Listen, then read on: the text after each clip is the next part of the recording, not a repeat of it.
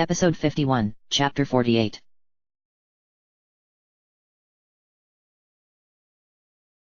Chapter 48. This just isn't right, Link thought. Didn't I do enough to warrant some relaxed rules? At this rate, they'd probably still refuse to allow him entrance, even after he tamed their divine beast. Maybe even after he had saved Hyrule.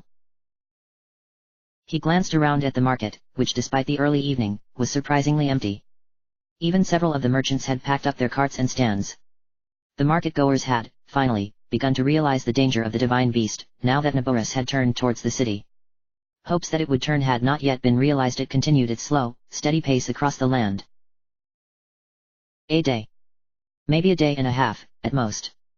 The Karakara Bazaar had already largely emptied. It would strike there first, before the next day would be over with.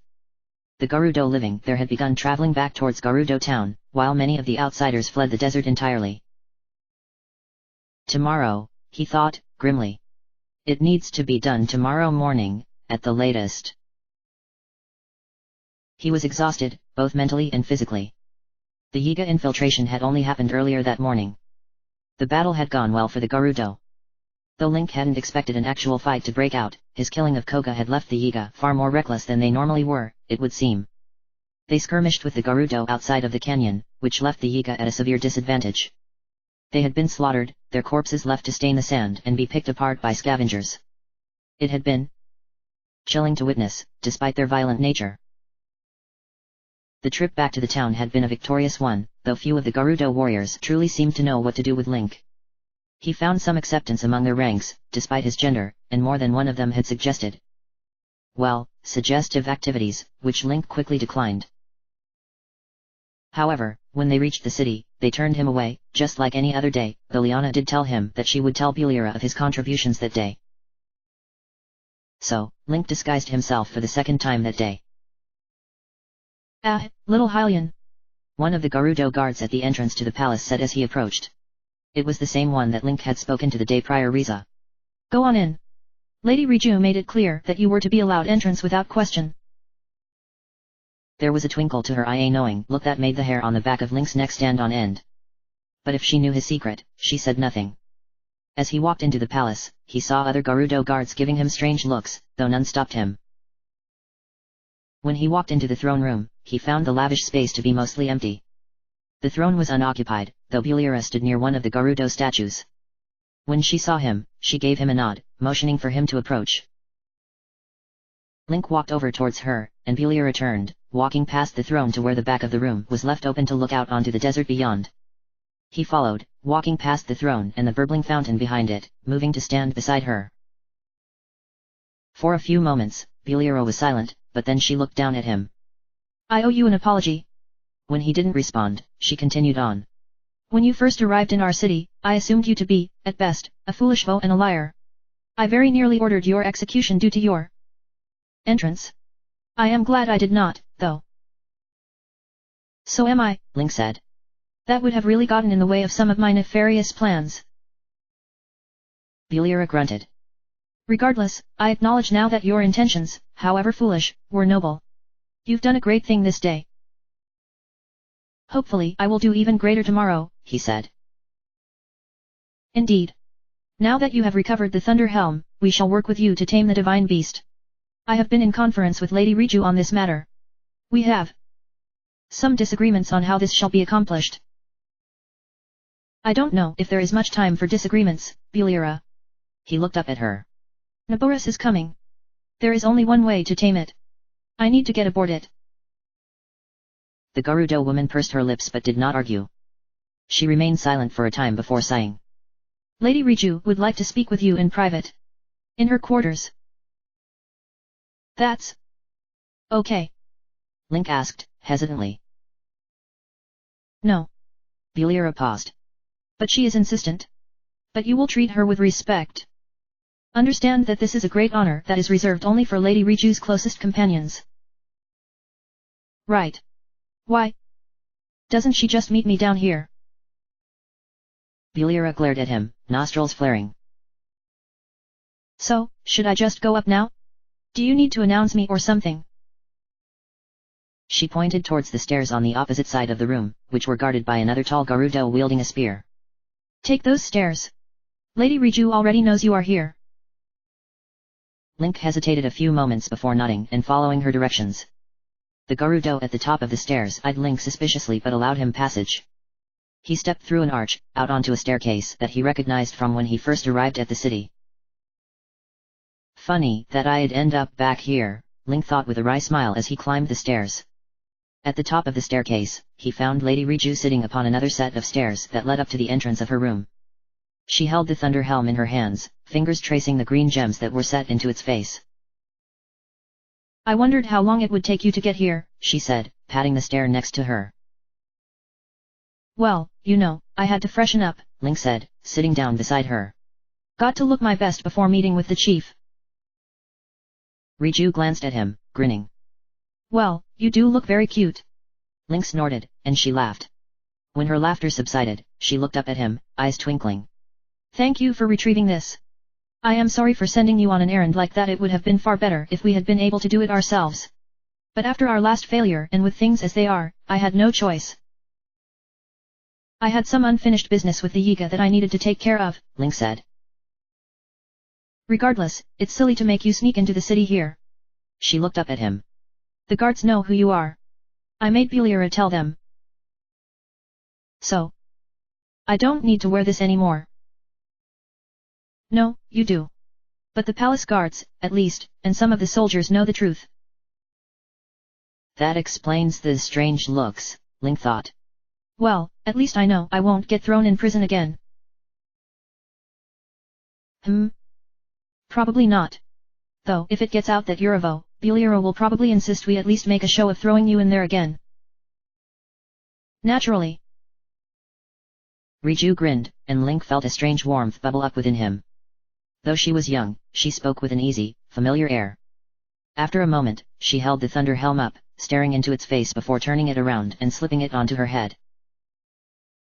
How do I look? She asked, looking at him. The thunder helm was clearly too large for her. With it on, only her lips and chin were visible. She had to reach up and adjust it when it slipped too far down. Looks great, he said. Seeing her wearing the helmet made him think of Urbosa. He had rarely seen her wear it, but when she did, it never did look very dignified. Riju smiled and removed the helmet again a moment later. With this, I can get you to the divine beast. Beliara mentioned some disagreements about that. Oh, yes, she's very angry at me right now, Riju said. I told her that I would be the one to wear the helmet into the battle against Naboris. Link considered that for a moment. Lady Riju, Please. You can call me Riju. I'm not your chief. What is with royalty insisting I don't treat them as such? Link thought, smiling wryly. Alright, Riju. I don't know what the divine beast is going to be like. They're dangerous. Riju sighed. That's why I need to go. What do you mean? She tapped her finger on the helmet for a few seconds before speaking. When you look at me, do you see a child? Link didn't answer her. That appeared to be answer enough. So does everyone else. Oh, they treat me with respect and obey me, but I'm still a child to them. It's like they indulge me, rather than truly expect me to lead them. That doesn't mean you have to throw yourself into danger just to prove yourself. Riju snorted. You haven't been around the Gerudo very long. It's not uncommon for one of us, when we reach maturity, to go do something reckless as a sign of our bravery. Go climb one of the mountains or cross the desert on foot. Slay a Molduga. And have you reached maturity? Link thought, though he didn't speak out loud. He still couldn't quite get over how much she looked to be around the same age as his little sister. So, you want to go with me as... What? A rite of passage?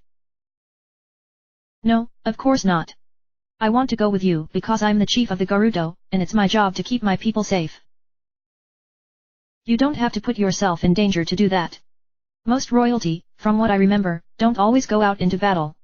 That's why they have soldiers. Gerudo chiefs do not just sit around and let others go to battle for them. Lady Urbosa fought. My mother fought. And I'm going to fight as well. Riju? What happens if something goes wrong? What happens if you die? She fell silent for a time. Then my people would choose someone else. I do not have any heirs, so they would go on to choose a new chief of the royal line. It isn't so uncommon. Lady Urbosa didn't have any children when she died, either. Many Garudo never bear children.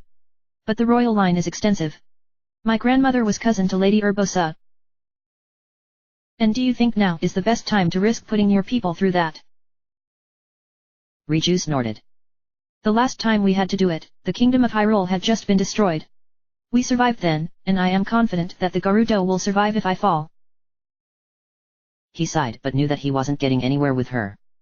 Riju, what if I just wore the helmet? Do you think you could show me how?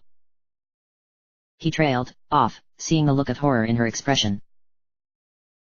I can't just give it to you. Not now that we just got it back.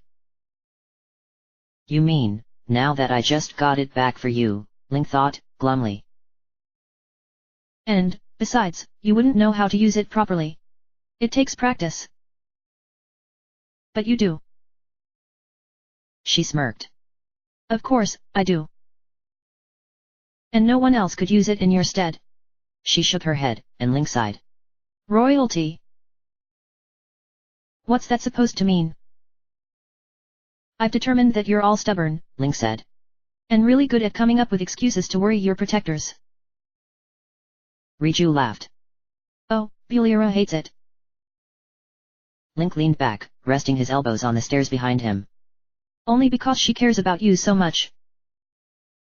Riju raised an eyebrow, looking at Link. You used to protect your princess, didn't you? Lady Urbosa mentioned you both in her old diary.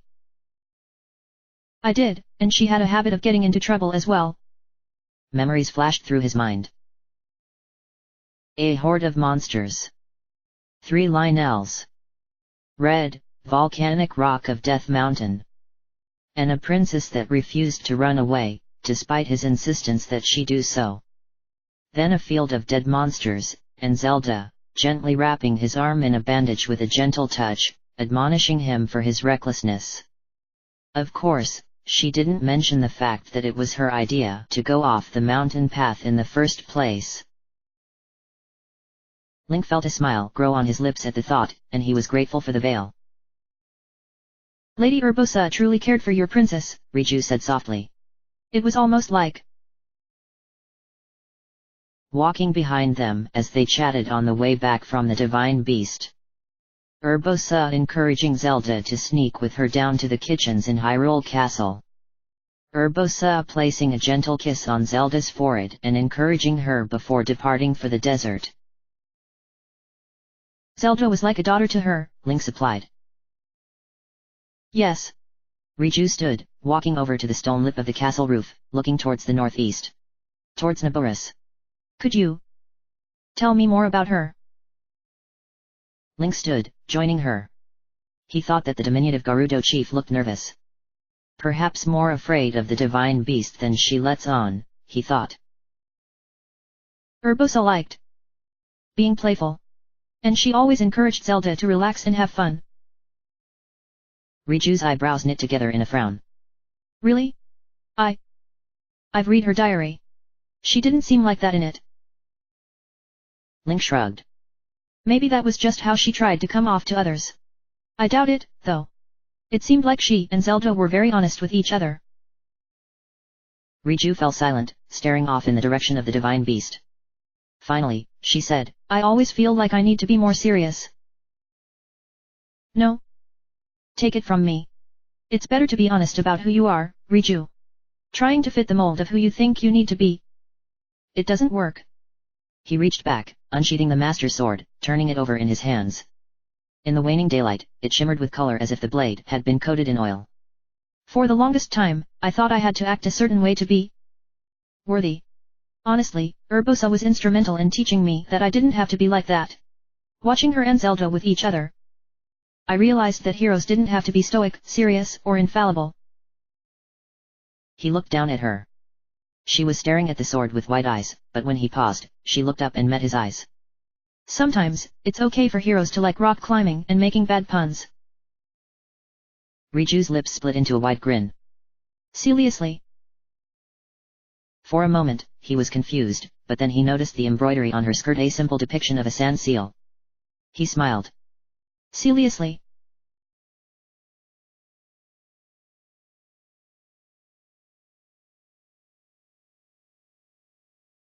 Zelda avoided talking about what had happened at the Spring of Courage, and Link couldn't blame her.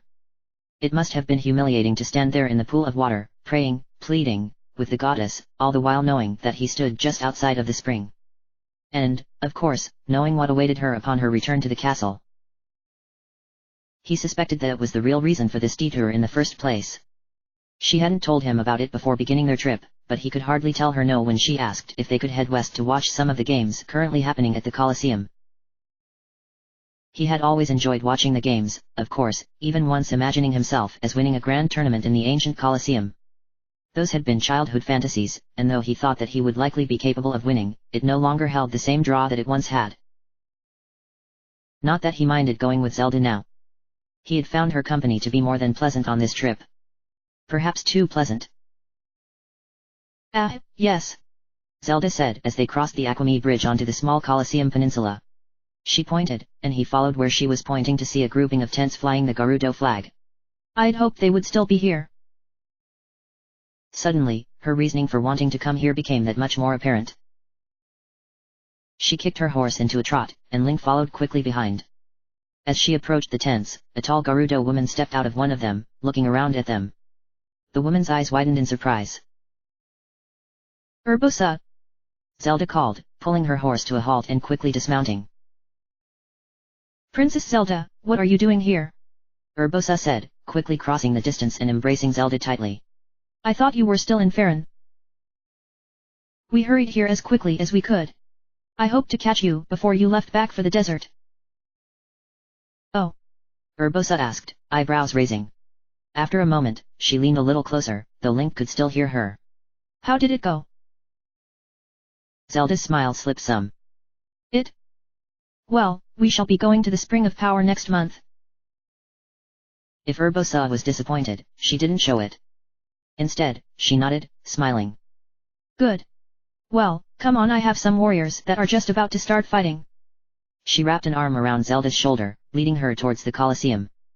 She paused, however, glancing back over her shoulder at Link. You too, Link. Give the horses to one of my attendants and come with us.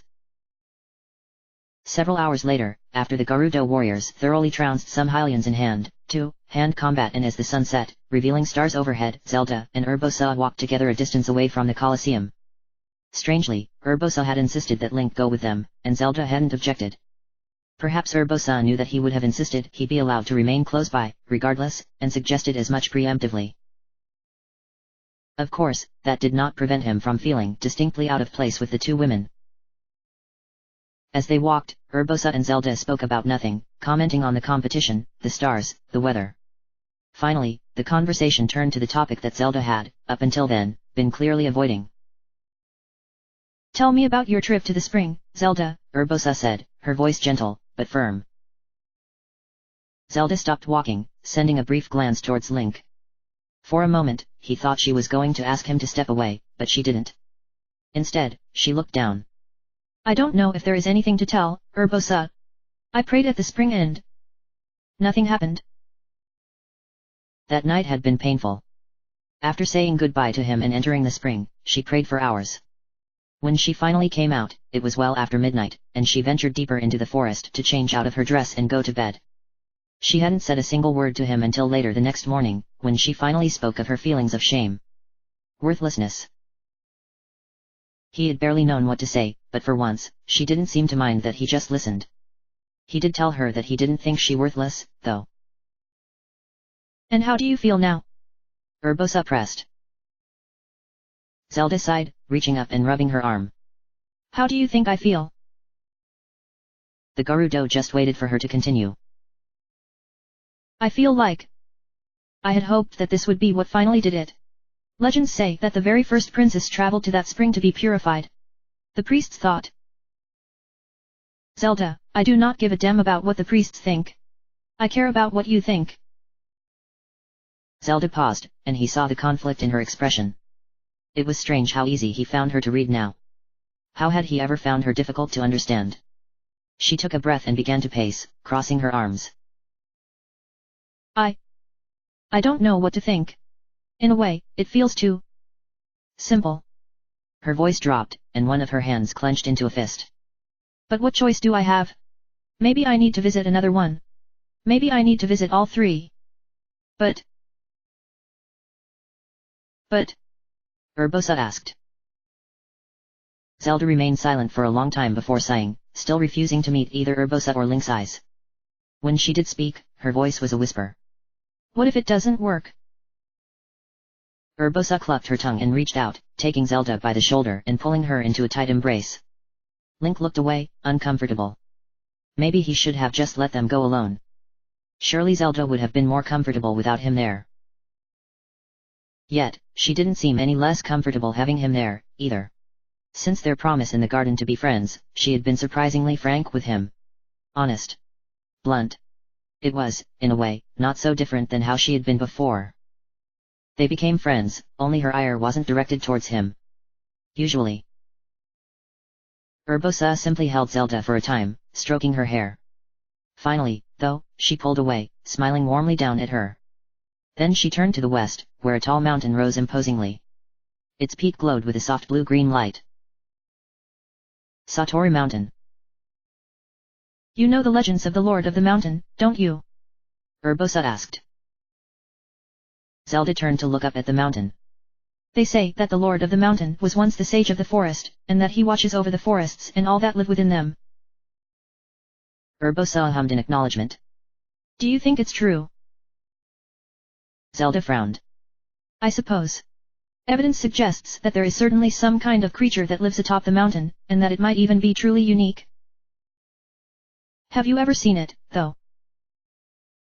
Well, no. Of course not. Few people ever have. She paused, and then pursed her lips, looking up at Urbosa. Are you going to tell me to just have faith? Urbosa threw her head back and laughed. Am I a priest? No, I just wondered if you had ever seen it yourself. I tried to see it once when I was a child. And did you? Zelda asked. Urbosa smiled mysteriously, and Zelda's eyes widened. You did. After a moment, Urbosa's composure broke, and she grinned, showing teeth. No. Of course not. Only someone already waiting on the mountain when it appears ever has a chance to actually see it. It only appears for a short amount of time. She looked forward again, eyes drawn to the mountain. As they watched, the glow atop it began to fade. But those who have been fortunate enough to be there when it did appear often say that it changed their life. The awe it inspires in others. It makes me wish I had waited atop the mountain just a few more days. Maybe I could have seen it for myself. The two of them fell silent for a time. Both Zelda and Urbosa's eyes were fixed on the fading glow atop the mountain. Link, instead, found himself looking at Zelda. Her green eyes reflected the moonlight. Urbosa glanced around and caught his eye. She winked. He immediately looked away, face flushing. What would his father say? Worse, what would the king say? Finally, as the glow faded completely, Zelda looked back at Urbosa, frowning. But why bring that up?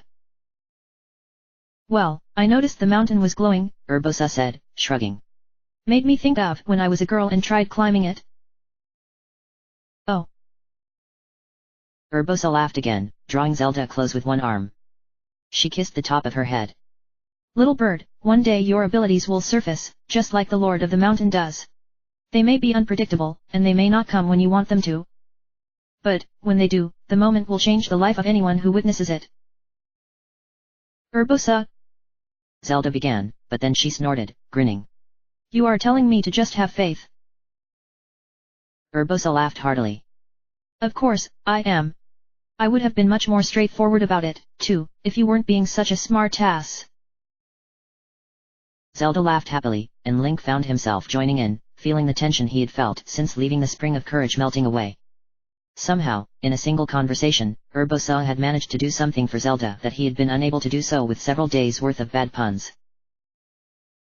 She glanced around and met his eyes. There was something there, in her expression, that made his heart soar. Joy. Contentment. Happiness. He wanted to learn how to bring more of that to Zelda's life. She gasped, and his attention sharpened, his arm immediately reaching up to his sword. But a second glance revealed not fear in her eyes, but awe. He followed her gaze and soon found what she looked at. A dragon, shining yellow, undulated through the air. It was far away, above the distant Gerudo highlands, yet it still seemed to be accompanied by the hush that always seemed to follow along in the three dragons' wake. It flew slowly, yet purposely on, its eyes taking in the land beneath it. Its legs hung, relaxed, beneath it, useless in the air. Did it ever even land? To the best of Link's knowledge, no one had ever actually seen the dragons on the ground. They each appeared regularly, though this one, Farosh, tended to be the most sporadic of the three. It also had the longest flight path, appearing in multiple places throughout the country. As if it were keeping watch over the entire land. Link smiled faintly, tearing his eyes away from the dragon to look at Zelda, who watched with a rapturous expression.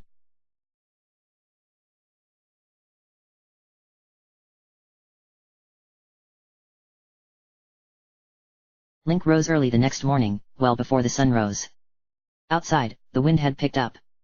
He could hear the palm leaves rustling, and the window shutter flapping somewhere nearby. The inn was empty, save for him and the Gerudo innkeeper. She decided to let him remain one last night. She would be packing up and heading for Gerudo town this morning and had advised he try to leave the desert as well.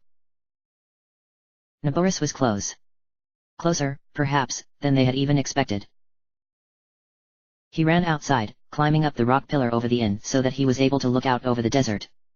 Lightning flashed in the distance, illuminating the powerful sandstorm from within. There isn't much time, he thought, grimly. He slid down the wooden ladder and ran back into the inn, gathering up his supplies. When he was finished, he rushed back outside, finding his sand seal, like always, lounging in the sand. Ronsun's seal was gone. She had retreated back to Gerudo town the day prior with most of the other merchants. He snapped the reins, and the seal took off, dragging him along behind it. He traveled quickly in the direction of Gerudo town, where he and Riju had agreed to meet. Already, the sands had shifted, new dunes forming due to the increased wind. It didn't take him long to reach the city. When he did, he found Riju already standing just outside of the southeastern gate, her dark blue sand seal, which she called Patricia, eating a piece of fruit. Buliero was there as well, holding up a lantern. He pulled his seal to a stop and looked at Riju. She looked nervous, biting her lip and looking towards the sandstorm. She held the thunder helm in her hands. She glanced at him when he arrived, taking a deep steadying breath. Then she looked at Buliera. "I'll be all right, Buliera," she said, apparently trying to reassure the taller woman once more. Buliera grunted and fixed Link with a glare before sighing. "You will do everything in your power to keep Lady Riju safe." "I will," Link said. If he could have his way, Riju wouldn't even be coming with him on this mission, but he understood the necessity. "If anything should befall her, I will." "Buliera, Link has more important things to worry about than what you will do if I get hurt," Riju said, cutting off her protector. "I appreciate your concern, but this is something that I willingly do to protect the Gerudo. You know that." Buliera was silent for several moments before nodding stiffly. "Of course, Lady Riju." Riju gave her a smile, patting her arm, before looking at Link. "Are you ready to go? You're sure you can control that?" Link asked, eyeing the thunder helm. Her expression grew irritated. "I can control it better than anyone else. I know what I'm doing." I sure hope she does, Link thought. It would be a short trip, indeed, if they were exposed to the lightning. Riju stepped up onto her sand seal sled, a small concave circle seemingly just barely large enough for her to stand on. It was decorated lavishly, with the Gerudo symbol patterned in gold on its curved surface. "Let's go," Link said. Riju grinned and set the helmet atop her head. She grasped the reins and snapped them. "Let's go, Patricia." Her sand seal barked and dove forward, into the sand, yanking Riju forward. Link snapped his own reins, and his sand seal charged after them.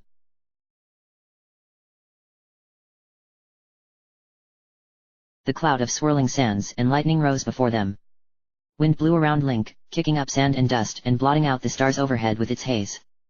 Riju pulled Patricia to a stop, looking up at the sandstorm, her expression unreadable beneath her thunder helm. Link saw her bite her lip, however. She was nervous. And that was perfectly understandable, considering what they were up against. In the center of the storm, Naboris walked, only made visible by the jagged bolts of lightning that originated from above its back. Thunder cracked, making the sand seals shift anxiously. Riju slowly stepped off of her sled, standing in the sand and staring up towards Naboris. Even from Link's perspective, she looked painfully small compared to the intense sandstorm. After a moment, however, she threw her arms out to the sides. My name is Riju. She spoke in clear, strong tones, her voice ringing out over the sounds of the storm. Descendant of the royal line and leader of the Gerudo. Ancestors of the Gerudo hear my call. Aid me in this task that I now face. Lady Urbosa, I pray you help me calm Divine Beast Von Naboris. As she cried out, something began to change about the Thunder Helm. As Link watched, small sparks of electricity began to jump between the golden lightning bolts on the vertical halo. Link held his breath as the power manifested, arcs of electricity coursing over the surface of the helmet, seeming to gather in the halo, forming a web of lightning that flickered and flashed. Riju snapped her finger. Lightning crashed down beside her, sending up a gout of sand. A chill down Link's spine. He could remember Urbosa doing that so clearly, and to see Riju doing it now. She didn't look quite so childlike anymore. She looked back at Link, her face still mostly obscured by the helmet. The electric lines still sparked and flashed within the halo, casting strange shadows. She smiled, however. Now I'm ready. Link nodded, feeling a surge of anticipation within him. The thrill of battle. This was it. The final divine beast. I'm coming soon, Zelda. Stay as close to me as you can, Riju said, remounting her seal sled. I don't know how far I can extend the protection that the Thunder Helm provides. Just try to aim well and let your seal do most of the steering. She should stay close to Patricia if not being directed otherwise. Link nodded, exhaling. This was where he came in. Riju would provide them with protection from lightning, but he would be the one attacking the divine beast. According to the Gerudo texts, Naboris drew its power from the sands beneath its feet. The hope was that explosive arrows, something also made in Gerudo town, aimed at its feet would disrupt the power enough to stop its attacks. If nothing else, then Link hoped that the explosive arrows would be enough to bring the divine beast to the ground. It was a thin hope. The divine beasts were made of incredibly strong materials. But they had no choice, they were out of time. The Karakara Bazaar was just outside of Naboris range now. Ready? Riju asked, looking back around at him. Link reached up, pulling his goggles down over his eyes and covered his mouth and nose with his scarf. He nodded to her. They set off, into the storm. Immediately, the wind around them grew to a gale, forcing Link to lean forward on his sled, gritting his teeth. Even with the goggles, it immediately became difficult to see. They rose and fell over large sand dunes, he barely able to do more than follow the sparking halo of light that was the Thunder Helm. Lightning cracked overhead with a peal of thunder, slamming into the ground nearby. Link swore, blinking away the colorful afterimage. Riju looked back at him, making sure he was still following, and then pressed on, swerving around a piece of stone that jutted up out of the sands. The remnants of some old structure that had once stood here. He pursued, snapping his seal's reins to urge her to speed up, to keep closer to Riju. He didn't want to find out if Mipha's healing abilities would allow him to survive a lightning strike. It soon became apparent that he might not have a choice in that matter, however. As they neared it, Naboris released a horrible, low, rattling sound that made the ground rumble under their feet. Lightning crackled and flashed again, striking another old piece of stone near them, causing it to explode in a shower of sharp rocks that pelted Link. I think it saw us, he thought, grimly. If Riju had any second thoughts, she didn't show them. Instead, she pushed forward, easily swerving around a grouping of cacti. She drove her sand seal with incredible grace, seeming in tune with her every move. Her footing was as stable as on solid ground. She controlled the sled with ease, shifting her weight to maneuver the sled back and forth. Link, for his part, had gotten better, but he still nearly lost his footing every time his seal dove forward. How was he supposed to shoot arrows? Like this? Damn it, he thought as lightning gathered again above Naboris. It formed in a ball of electricity that illuminated the divine beast. It was so tall. Easily the tallest of any of the machines, it towered over Link like one of Hyrule Castle's spires. It was breathtaking to behold. Another jagged bolt of lightning shot out. Link cringed, but the lightning did not strike him. Instead, it appeared to slam into a kind of spherical barrier around them that flashed with green light when hit. The lightning split into a dozen smaller bolts, flying out at random, striking the ground all around them. The protection of the Thunder Helm. Naboris roared its displeasure, and Link felt the sandstorm's intensity grow. Sand particles blew across him, stinging his hands and the parts of his face still exposed. Come on! Link called, snapping his reins and speeding up to ride beside Riju. He pointed towards Naboris, and she nodded, changing her angle slightly. Link's seal followed without prompting. They quickly approached the tall, imposing legs of Naboris. Its enormous feet were shaped almost like round hooves, each glowing with a familiar red light.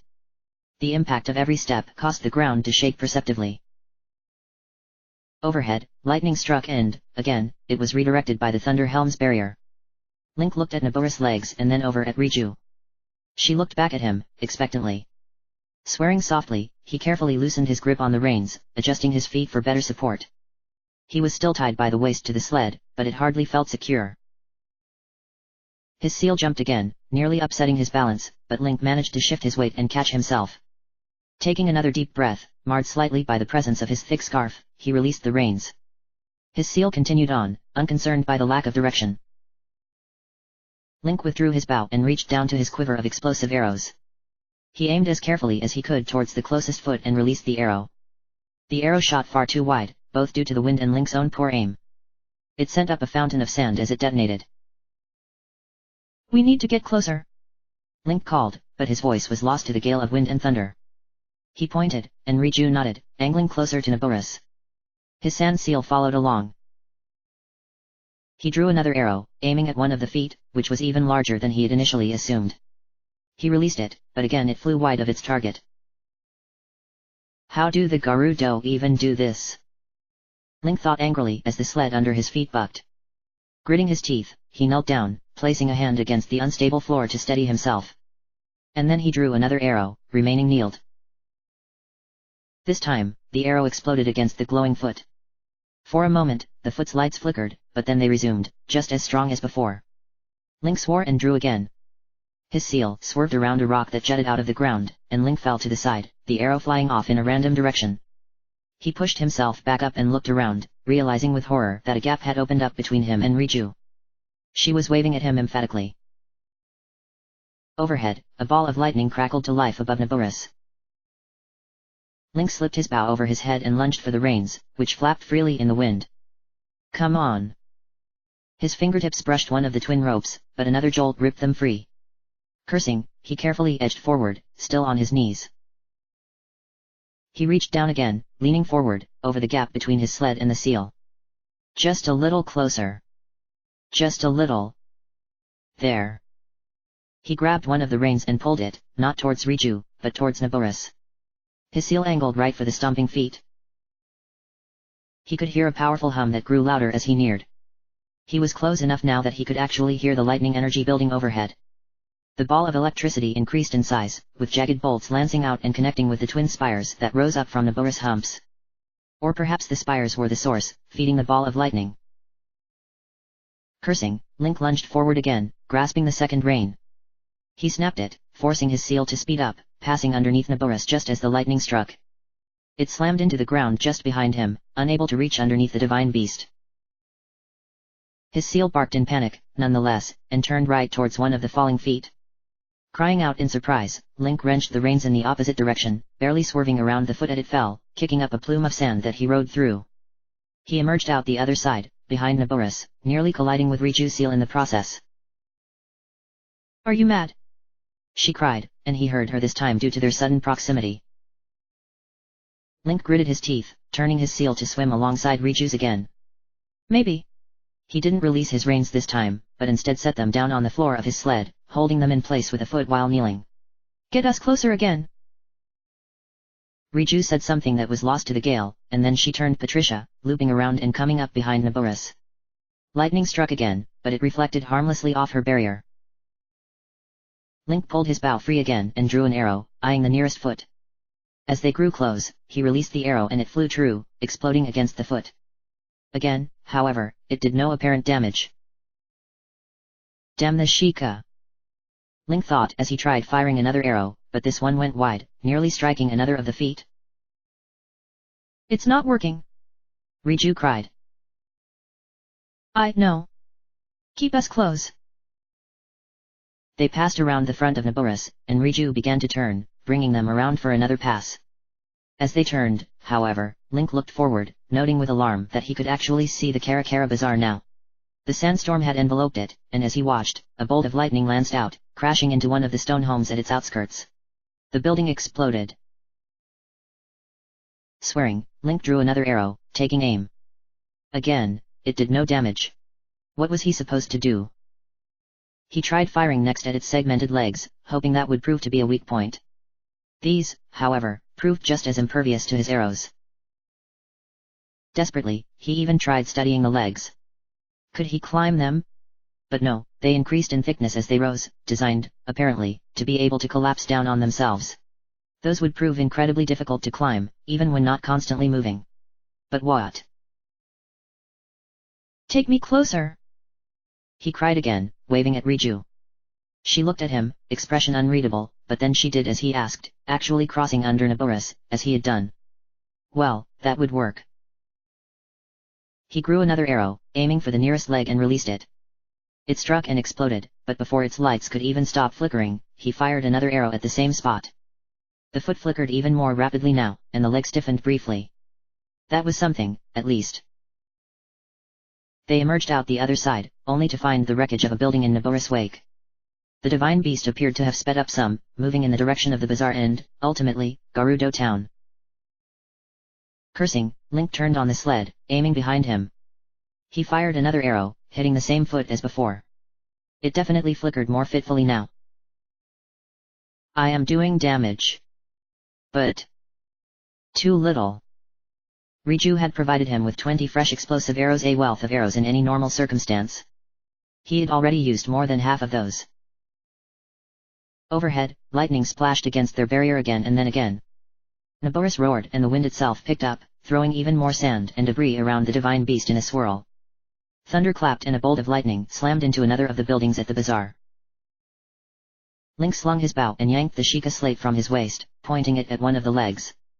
He attempted the stasis rune, but the yellow light burst as quickly as it arrived. The divine beast was far too large to be held in stasis. But he had another idea. Back in! Link cried, pointing for the gap underneath Naboris, between its front and back legs. Riju nodded, angling Patricia in. Link's seal followed, and they passed back underneath the hulking machine. As they paused underneath it, one of its feet landed not far from them, causing the earth to tremble. Link pressed the remote bomb rune, and it appeared before him on the sled. He grabbed it before it could roll off and turned, lobbing it towards the leg that was in the process of coming down. His throw wasn't perfect, but the bomb landed near where the leg fell, and Link triggered its explosion. The lights on the foot flickered angrily, its many joints stiffening. It was close. He clipped the Sheikah slate back on his belt and removed his bow, taking aim and launching another of the arrows. The lights on its foot went out. The leg stopped moving. Naboris shuddered overhead. Hey! Riju called, and Link looked around at her. She pointed up, at the large body of Naboris directly overhead. He caught her meaning and nodded. Immediately, she turned. Patricia and Link followed, out from under the divine beast, in case it fell. As they left, Link glanced back at the damage he had done. The leg dragged, leaving a wide gouge in the sand behind it. Naboris' movement slowed, and it definitely appeared more labored now, struggling to continue on 3 legs, instead of 4. It did continue, however, and Link watched with horror as more lightning struck out, destroying homes and shops in the bazaar. Tents erupted into flame, palm trees fell, and rocks shattered as Naboris released its furious barrage. He desperately hoped that the innkeeper and any others still remaining in the bazaar had made it out. Same side, in the front. Link called, pointing. Riju nodded, snapping her reins. Patricia surged forward, and Link's seal followed, though at a slower pace. Cursing, Link shouldered his bow and grabbed the reins, snapping them. Come on, catch up! His seal gained ground not a moment too soon, as another bolt of lightning hit the barrier directly over him. Riju rounded Naboris' front legs, and Link followed. When they were in position, he pinned the reins down again and turned, reaching a hand out to steady himself. Right behind him, the leg fell, sending up a spray of sand. He triggered another of the Sheikah bombs and threw it at the foot on the same side as the disabled leg. This time, his aim was even better, and the foot came down right atop the bomb. Link triggered it and saw a blast of sand erupt out from under the foot. Naboris released a distressed sound as that leg rocked with the explosion. Come on! He snarled, wrenching the bow free again as the rune recharged. He took aim and fired another pair of arrows at the foot, each exploding against it with a flash of light and fire. Riju cried out in alarm, and Link looked around just in time to see Patricia swerve out of the way of one of the destroyed buildings. Link's seal did the same, but too late. His sled hit one of the jagged pieces of stone, and suddenly, he was airborne. The cord attaching him to the sled saved him from being flung free, but he came back down hard, hitting the floor of his sled hard enough to knock the wind out of him. He heard something snap and looked up in horror to see that the rope connecting the sled to the seal break free. He made a grab for the reins, but they slipped through his fingers. The seal continued on, following Riju, leaving Link in its wake. The lightning barrier disappeared from around him, and Link cursed, dropping his bow and reaching down to detach himself from the sled. A shadow passed overhead and he looked up to see the divine beast's foot bearing down on him. He cried out, throwing the rope free and rolling to the side. The foot came down, shattering his sled to splinters and sending sand and rock cascading over Link. Coughing, he pushed himself free of the debris and looked around desperately. There was no sign of his bow. He had lost it in the fray. He still had the Sheikah slate, however. Triggering another of the bombs, Link threw it at the leg and ducked down, detonating it. The explosion and ensuing sand washed over him harmlessly. The same could not be said for the divine beast. Naboris bleated as another of its legs failed, its joints growing stiff. Its other front leg came down hard, and it teetered for a moment before, with a terrible groan, slowly beginning to fall to the side. He started running in the opposite direction, passing underneath its other front leg as it was lifted into the air, red lights flickering and joints spasming. He kept running until he heard, and felt, the impact behind him. When Naboris hit the ground, it did so with a shockwave that sent a literal wave of sand out in all directions. Link was caught by it and, for the second time, flew into the air. He fell back to the ground, the blow only softened somewhat by the sands, and another blast of dust and grit washed over him, casting his entire world into darkness. End of chapter.